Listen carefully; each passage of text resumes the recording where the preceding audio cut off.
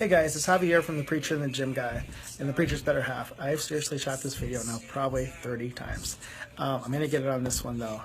So the last few weeks, you guys have heard me talk about kind of the journey that I'm on and I guess where I'm going and the road that I'm traveling right now. And I started thinking about this a lot this week. What can I do to get just a little bit more confidence in myself to make sure that what I'm doing, I believe in 100%, that I understand that I can do this and that it's not going to fail. I haven't been able to fail at a lot of things in a long time because after 9.5 years of truly believing in myself and believing in, I guess, believing in the purpose or believing in the process, I've been able to manage to get to where I'm at today, and that's where I want to be at, is helping as many people as I possibly can. I have not been perfect in that journey, but in that journey I've met a lot of people, got a lot of great stories, and things are continuing to move forward. So I thought a lot about it this week. I was like, what can I do just to ensure I got a little bit more confidence in that in the next few weeks or in the next few years as this continues to grow, that I can do this with the right purpose and the right meaning. So I started thinking about maybe it's time to go back. Maybe it's time to go back to think about where my journey started. My journey starts in a little town called Shaler, Iowa, because that's where I truly remember things really taking place for me.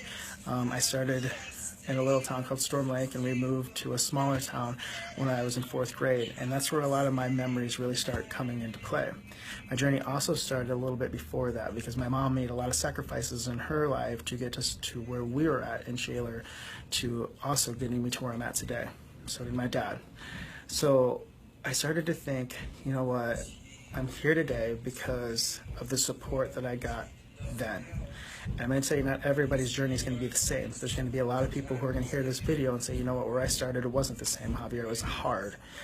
My life wasn't good where I started. But you can also take that story and where you started, and you can go after your own purpose. You can take that hardship that you had and you can change it. I heard a video yesterday that I put on my Facebook page of a person who was overweight who decided, you know what, he accepted that's where he was going to be at. And I tell people, being overweight is just a small portion of what's truly happening to you when you get to that point.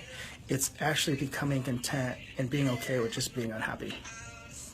That's what truly it is, and that's what I believe in my heart. In order to get to those places, you've just accepted that it's okay to be unhappy. You don't have to be there. So in order for me to get on the path where I think I want to be at, I had to go back home. And I took a team back with me a few weeks ago to show them the vision where I came from, to ensure that they could see what I was doing. And I'm going to tell you guys, I'm going to tell you one little story so I can make it just a little bit more sense. In a couple of weeks, I'll be speaking in a big crowd, a bigger crowd than I've ever spoken to. And I'm going to try to give a motivational speech about the purpose of believing and how I got to where I'm at and how it could play a part in their lives. And I think about my first speech that I remember was in like 4th grade or 6th grade, and Mrs. Taylor was my English teacher, and I guarantee it, she probably looked at me and like, this kid will never speak anywhere. But that's how I felt, because I freaked out, I panicked, I had to leave the room, I was sweating profusely. But what she did for me was she came outside that classroom and she told me that's how it happens. That's what happens sometimes. That doesn't mean you're a bad speaker. That doesn't mean you're not going to be able to do this. And hopefully someday that she sees where I'm at today and she realizes that she played a part in that. In a few weeks when I get up front, I might have to thank her and say, you know, I thank you for not giving up on me, because, you know, I've got to do a lot of speeches on a weekly basis to a lot of people in a lot of different classes, and I don't think I would have ever been there without her. So in order for me to stay focused, sometimes I got to go back and remember where I came from. And I got to remember the road that I lead. And I got to remember who helped me get there. Because without those people, I wouldn't be here today. So I want you guys, and I challenge you guys to think about who helped you or what helped you get to where you're at today, even if the scenario wasn't good. Because I'm going to tell you, in my life, it wasn't always good. There was a lot of bad things that most people probably would have broke from. But I'm going to tell you something about those bad things. They made me compassionate. They made me realize that those things that happened to me in my life, or the things that were going on in those things, I wasn't going to use them as something that was going to stop me from growing and stop me from being productive and stop me from going after my dreams. I couldn't let that happen. Even the mistakes that I've made in my life aren't going to stop me from getting to where I need to be at. It's not going to happen.